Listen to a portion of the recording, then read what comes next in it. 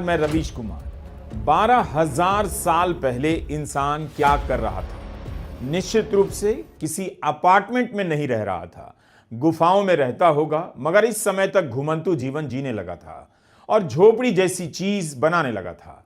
Hayli Gubbi पहाड़ में 12,000 साल से निष्क्रिय एक ज्वालामुखी फटा तो उसकी राख का गुबार 2 दिनों में अफ्रीका से चलकर भारत तक आ गया।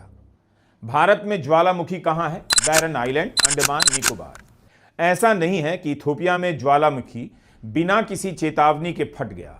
आमतौर पर इनके फटने से पहले कुछ संकेत मिलने शुरू हो जाते हैं। जमीन के नीचे लावा के दबाव में बदलाव होता है, धुआं निकलता है, छोटे छोटे भूकंप आने लगते हैं।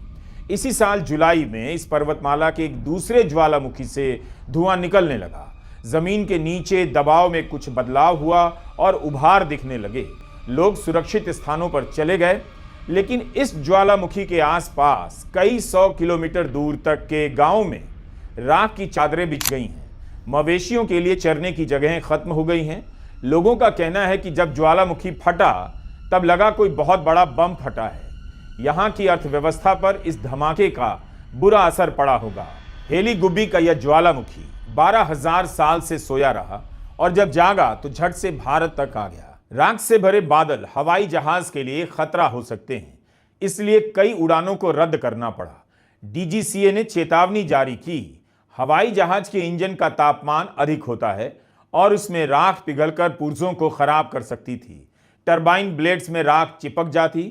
ज्वालामुखी की राख में सल्फर डाइऑक्साइड और कार्बन डाइऑक्साइड बड़ी मात्रा में घुले होते हैं। इसके अलावा hydrogen sulphide, hydrogen chloride, hydrogen fluoride और सीमित मात्रा में कार्बन मोनोऑक्साइड भी निकलती है। पहले से ही दिल्ली की हवा प्रदूषित है और अब एक और चुनौती आ गई। हवा में 14 किलोमीटर ऊपर तक फैली इसकी राख इथोपिया से चलकर दुनिया के अलग अलग देशों में पहुंची है। लाल सागर पार करते हुए यह येमेन, ओमान और दिल्ली तक आई है। इसके असर की बात कर ही रहे हैं, लेकिन हेली गुब्बी को लेकर जो आंकड़े हैं उसकी बात भी करना चाहते हैं। इथोपिया का अफार क्षेत्र सक्रिय ज्वालामुखी का अड्डा माना जाता है। यहीं पर है हेली गुब्बी, जहां 12,000 साल से निष्क्रिय एक ज्वालामुखी फटा है। आज पूरी दुनिया में इसकी चर्चा है, वीडियो वायरल है।